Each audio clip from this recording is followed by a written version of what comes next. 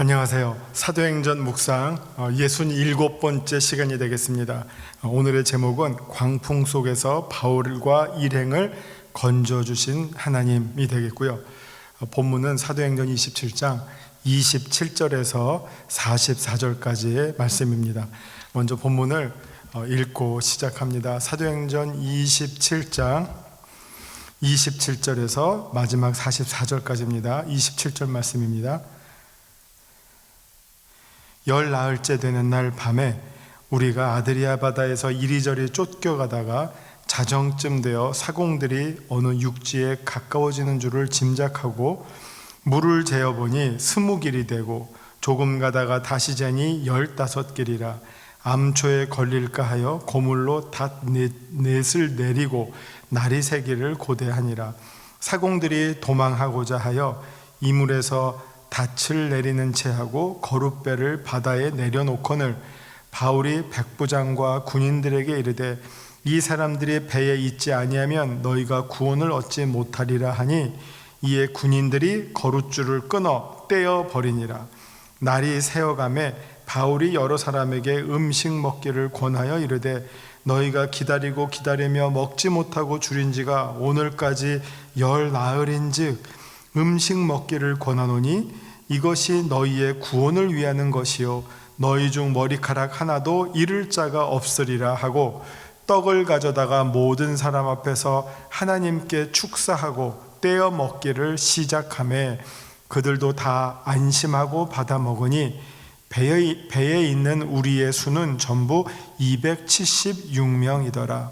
배부르게 먹고 밀을 바다에 버려 배를 가볍게 하였더니 날이 새매 어느 땅인지 알지 못하나 경사진 해안으로 된 항만이 눈에 띄거늘 배를 거기에 들여다댈 수 있는가 의논한 후 닻을 끊어 바다에 버리는 동시에 키를 풀어 늦추고 돛을 달고 바람에 맞춰 해안을 향하여 들어가다가 두 물이 합하여 흐르는 곳을 만나 배를 걸매 이 물은 부딪혀 움직일 수 없이 붙고 고물은 큰 물결에 깨어져 가니 군인들은 죄수가 헤엄쳐서 도망할까 하여 그들을 죽이는 것이 좋다 하였으나 백부장이 바울을 구원하려 하여 그들의 뜻을 막고 헤엄칠 줄 아는 사람들을 명하여 물에 뛰어내려 먼저 육지에 나가게 하고 그 남은 사람들은 널조각 혹은 배 물건에 의지하여 나가게 하니 마침내 사람들이 다 상륙하여 구조되니라. 아멘. 오늘 본문 말씀을 보면서 좀 무슨 해난 구조 장면이 떠오릅니다. 배가 파손될 때 어떤 과정으로 파손이 되고 또 그 가운데 일어나는 그 배 안에서 일어나는 아주 그 적나라한 상황들이 아주 소상하게 잘 소개가 되고 있고요. 또 이 내용들이 우리가 몇 년 전에 일어났던 그 세월호의 사건과도 많이 유사한 점들이 보여요. 그런 부분들을 우리가 오늘 본문을 보면서 또 함께 생각해 보게 됩니다. 27절을 보면 열 나흘째 되는 날 밤에 우리가 아드리아 바다에서 이리저리 쫓겨가다가 자정쯤 되어 사공들이 어느 육지에 가까워지는 줄을 짐작하고 물을 재어보니 20길이 되고 조금 가다가 다시 재니 15길이라. 그러니까 점점 이제 배가 떠밀려 가고 있는데 다행히 이제는 먼 바다로부터 어떤 섬을 향해서 이제 배가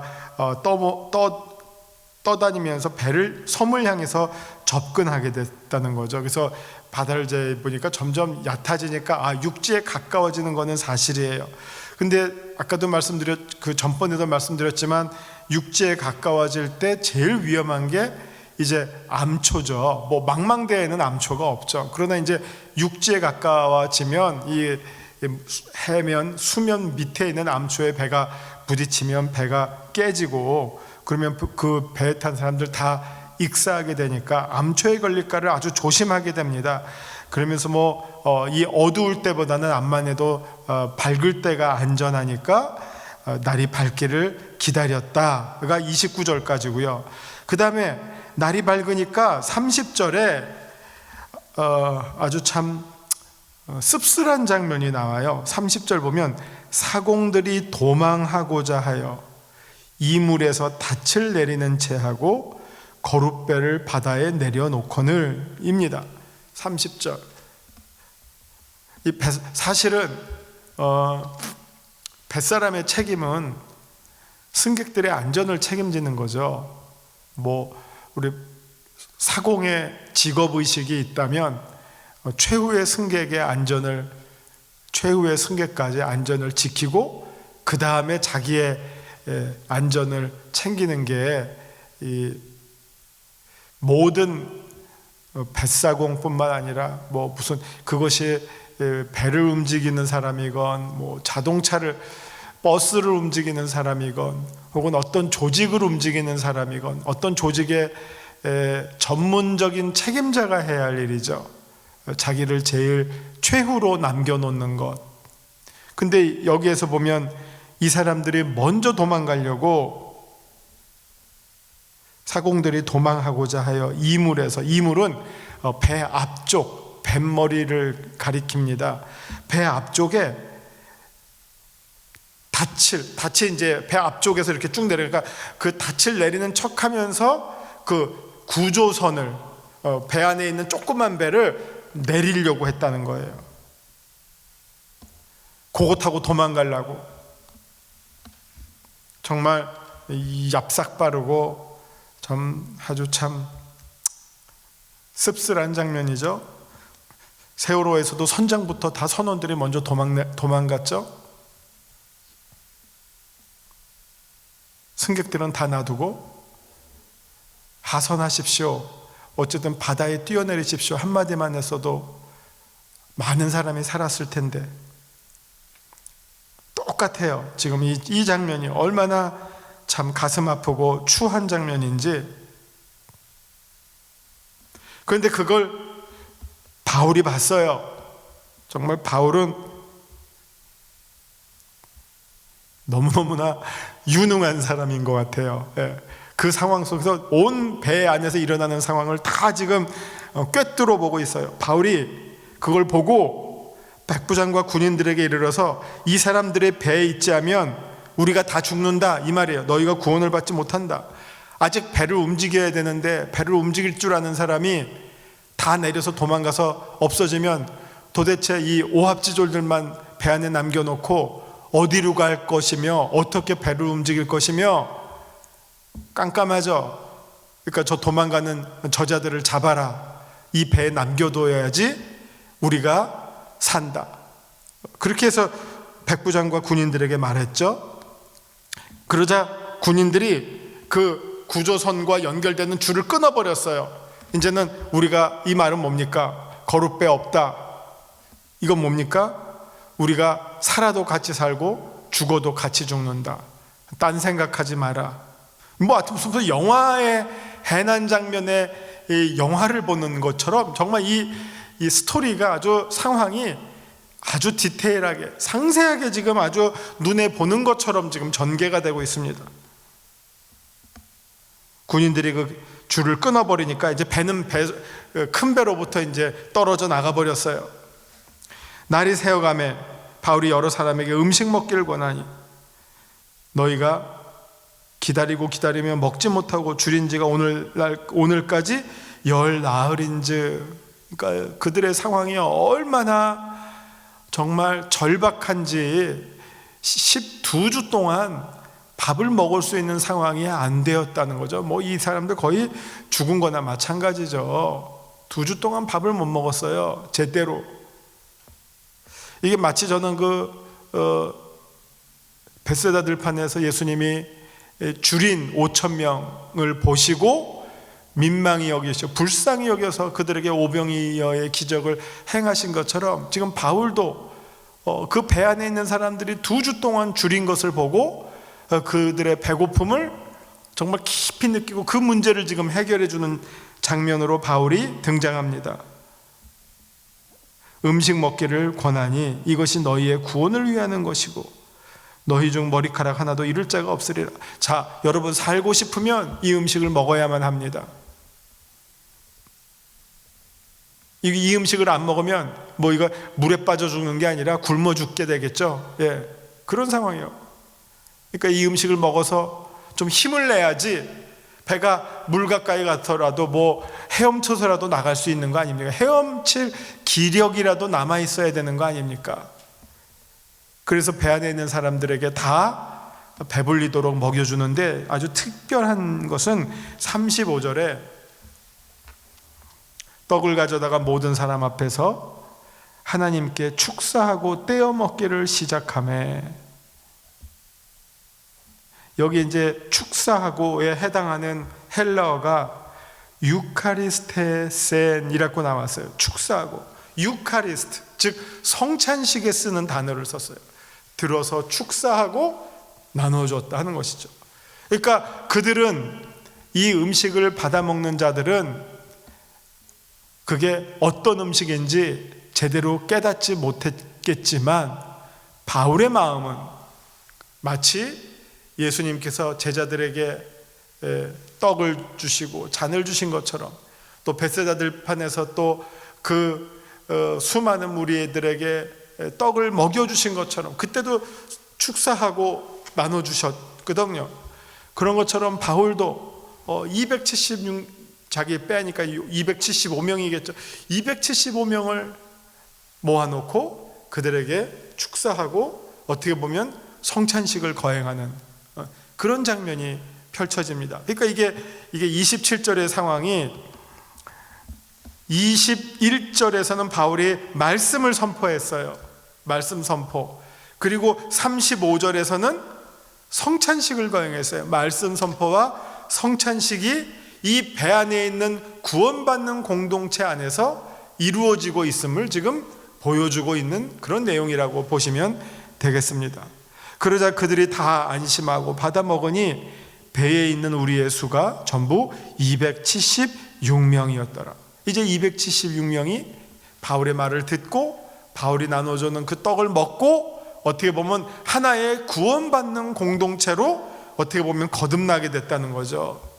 날이 새매 어느 땅인지 알지 못하나 경사진 해안으로 된 항만이 눈에 띄거늘 배를 거기에 들여다댈 수 있는가 의논하노. 이제는 어떻게 보면 이제 육지가 눈앞에 다가왔어요. 그런데 그래서 이제 닻을 끊어서 이제는 닻을 내리는 거는 머문다는 것이고 움직이려면 들어야 되는데, 이제는 코앞에 있으니까 뭐 급하니까 끊어서 이제 그 해안으로 점점 다가갈 수 있겠다 해서 이제 돛을 달고 바람을 맞으면서 해안을 향해서 가는데, 41절 두 물이 합하여 흐르는 곳을 만나.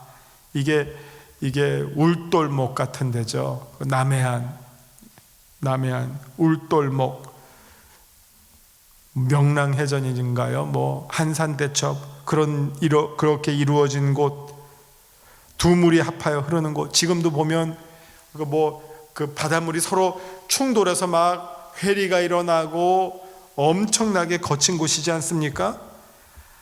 근데 해안은 가까웠는데 이 마지막 걸림돌이 두 물이 만나는 곳, 이렇게 됐습니다. 그러자 어떤 일이 벌어집니까? 41절 두 물이 합하여 흐르는 곳을 만나 배를 걸매 이 물은 부딪혀 움직일 수가 없고, 이 물, 그러니까 배 앞쪽은 그 물에 부딪혀서 정말 어떻게 움직일 수가 없고 뒤는 깨지게 되었다는 거죠. 뒤는 배가 깨지게 되었다. 큰 물결에 깨어져 가니 42절. 근데 이때 그냥 또 한 번의 위기가 다가오죠. 42절. 군인들은 죄수가 헤엄쳐서 도망할까 하여 그들을 죽이는 것이 좋다 하였으나, 이게 어떻게 보면 이게 군인들의 마인드 같죠.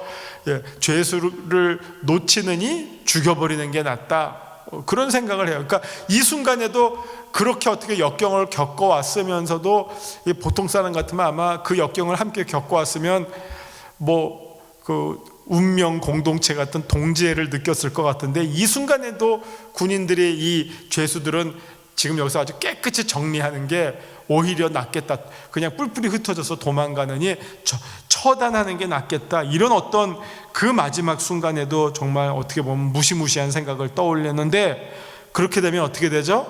이번에는 거꾸로 여태까지는 바울 때문에 이들이 다 살아가는데 이제는 그들 가운데 있는 죄수들 때문에 바울마저 죽게 되는 거죠. 죄수들을 다 이참에 다 정리를 합시다. 그래야지 우리가 책임을 지지 않습니다. 너 왜 죄수 다 놓쳤냐? 우리 놓치기 전에 이미 다 처단했습니다. 깨끗하게 정리했습니다.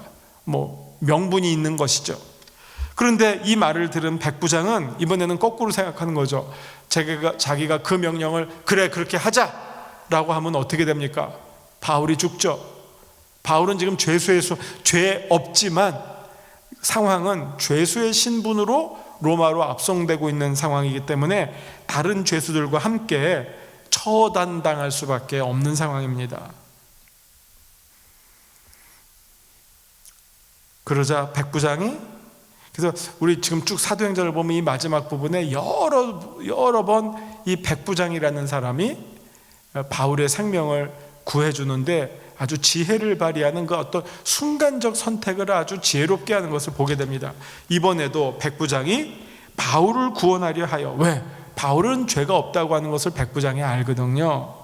무죄한 자를 저들과 함께 죽일 수 없다 해서 바울을 구원하려 하여 그들의 뜻을 막고 헤엄칠 줄 아는 사람들을 명하여 물에 뛰어내리고 먼저 육지에 나가게 하고, 그 남은 사람들은 널조각 혹은 이 배가 딱 파손하거나 막 부유물들이 물 위에 둥둥 뜨잖아요. 나무 조각, 짐 이런 것들, 그것들을 붙잡고 마치 구명 이 튜브처럼 그것들을 붙잡고 상륙할 수 있도록 하게 되어서 276명이 전부 구조받게 되는, 이게 아마 이게 다른 기록에 없어서 그렇지만 이 기록대로라면 해난 구조사에 아주 특별한 기네스북에 오를, 모든 사람이 난파된 상황에서 구원받는 기적과 같은 사건이 일어나게 되었죠. 누구 때문에요? 바울 때문에. 그리고 누구 덕분에? 하나님 덕분에 이런 일이 일어나게 되었습니다. 그게 이제 오늘 27절의 후반부에 등장하는 내용들이었습니다. 자, 이제 다시 말씀 산책을 통해서 한번 정리해 드리겠습니다. 말씀 산책, 폭풍 가운데 큰 어려움을 겪은 지 14일째가 되었을 때 바울의 배는 아드리아 바다에서 떠밀려 다녔습니다. 하지만 선원들은 점점 육지가 가까이 오고 있음을 짐작하였는데 물 깊이를 잴 때마다 점점 얕아지는 것을 확인할 수 있었습니다. 선원들은 배가 암초에 걸릴 것을 염려해서 고물에서 닷 4개를 내렸습니다. 고물은 우리 배의 아랫부분에 있는 공간을 말하죠. 고물에서 닷 4개를 내렸습니다. 이어 이물에서도, 뱃머리에서도 닻을 내리는 척하면서 선원들이 몰래 거룻배를 풀어 도망치고자 하는 모습이 바울에게 발각되어 백부장과 군인들이 아예 거룻배를 타지 못하도록 거룻배를 바다에 떨어뜨렸습니다. 그리고 그 줄을 끊어버렸죠. 이튿날 새벽 직전에 바울은 14일 동안 먹지 못하고 고생한 모든 사람들 앞에서 자신들이 안전하게 도착할 것을 언급한 후 음식을 들고 하나님께 감사 기도를 드린 후 사람들에게 떼어주었습니다. 어떻게 보면 이제 성찬식을 거행한 유카리스트, 주의 만찬을 거행하는 장면이죠. 그런데 276명의 사람들도 용기를 얻어서 음식을 먹기 시작했습니다. 날이 새면서 모래밭에 있는 항만이 보였고 그곳으로 배를 몰아가고자 힘썼습니다. 선원들은 닻을 모두 끊었고, 닻이 있으면 나가지 못하니까요. 닻을 끊었고 키를 묶은 밧줄도 풀었으며 돛을 올려서 해안 쪽으로 들어갔습니다. 그런 와중에 배가 두 물살이 합치는 곳에 끼어서 모래톱에 걸려 배 앞머리가 박혀서 움직일 수 없었고 배 뒷머리는 물살이 세니까 깨져버렸습니다. 이런 혼란을 틈타 군인들은 죄수들이 도망칠까봐 그들을 죽이고자 했으나 백부장이 바울을 생각하고 죄수들은 일반 승객들처럼 다룰 것을 명령하였습니다. 이로 인해 죄수들은 헤엄치기 시작했고 다른 사람들은 부서진 배 조각을 타고 육지로 나가게 되었습니다. 이렇게 해서 모든 사람이 276명이 안전하게 머리털 하나도 다치지 않고 구출되었습니다. 자, 오늘 말씀 적용을 한번 생각해 보죠. 우리 하나님은 어떤 분이십니까? 세밀한 부분에 이르기까지 간섭하여서 도와주시는 우리의 주님이십니다. 약속에 신실하신 하나님입니다. 내가 로마도 보아야 하리라. 지금도 하나님의 구원 역사를 이루기 위해 모든 사람, 모든 공간, 모든 시간을 통해 하나님의 오묘하신 뜻을 이루어 가십니다. 이 하나님을 어찌 찬양하지 않을 수 있겠습니까? 이 구원받은 276명의 사람들이 어찌 하나님께 감사하지 않을 수 있었겠습니까? 내게 주시는 교훈은 무엇입니까? 하나님을 믿는 사람은 이 세상에서 낙심하고 삶의 목적을 잃은 영혼에게 위로와 용기를 주는 자입니다. 바울이 그들에게 말씀으로 소망을 주었죠. 그 다음에 같이 떡을 땜으로 생명의 떡을 나누어 주었죠. 그래서 그들에게 살 수 있는 힘을 다시 소생시켜 주었죠. 무엇보다 이들을 위해 살아계신 하나님께 기도하는 자입니다. 바울이 한 역할은 하나님과 275명의 승객 사이에서 철저하게 중보자 역할을 하고 있습니다. 하나님과 그 사람들을 서로 말씀으로 연결시켜주고 또 떡을 나눔으로 연결시켜주는 그런 어떤 중보자의 위치에서 자기에게 맡겨진 일을 잘 감당하고 있는 것을 보여주고 있습니다. 오늘 내 주위의 사람들에게 내가 믿는 주님의 이름으로 그들을 축복해 봅시다. 요즘 우리가 이 중보자라고 하는 말을 다른 말로 말하면 우리가 하나님의 축복의 통로가 됩시다. 하나님의 축복을 우리를 통해서 전해주는 자, 또 그 영어로는 flow라는 말을 써요. flow. 하나님의 은혜를 우리가 받아서 흐르게 해주는 거죠. 뭐 이렇게 내가 움켜쥐는 게 아니에요. flow라고 하는 말이 주는 것은 flow라고 하는 말은 흐르게 하다는 거죠. 흐르게 하다. 하나님의 은혜를 내가 흘러가게 하지 내가 딱 가두고 이거 내 거 하는 게 아니에요. 그런 그리스도인은 그건 그리스도인이라고 할 수 없어요. 하나님이 주신 은혜를 우리가 해야 할 일은 흐르게 하는 거예요. 나를 통하지만 나를 통해서 흘러가게 하는 겁니다. 더 낮은 곳으로, 물이 낮은 곳으로 가듯이 나를 통해서 더 낮은 곳으로 흘러가도록 해주는 사람이 그게 그리스도인입니다. 그리고 그게 바로 축복의 통로, 너는 하나님의 축복의 통로, 우리가 찬양하지 않습니까? 그 축복의 통로라고 하는 말은 우리를 통해서 하나님의 은혜가 흘러가게 하는 것, 그것이 그리스도인의 진정한 책무라고 하는 것을 꼭 기억해야 하겠습니다. 이 배 안에서 바울이 보여주고 있는 그 바울의 어떻게 보면 역할이 바로 이와 같은 하나님의 은혜를 흘려보내는 자, 들은 바 말씀을 전하고 받은 은혜를 나누는, 받은 약속을 나누는 그런 역할을 하고 있는 것을 보게 됩니다.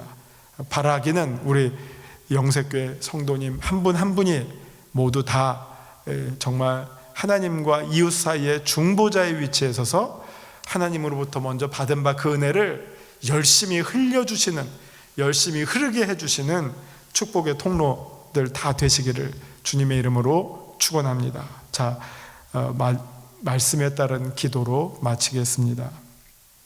하나님, 내가 믿는 주님의 이름으로 힘들어하는 내 친구들을 격려하고 그들에게 살 소망을 주고 살아갈 이유를 가르쳐주고 살아갈 힘을 전달해 줄 수 있는 축복의 통로들 다 되게 하여 주시옵소서. 그리하여서 우리들을 통하여 하나님의 나라가 곳곳에서 보여지게 하시고 드러나게 하시고 역사하게 하여 주시옵소서. 예수님의 이름으로 기도합니다. 아멘.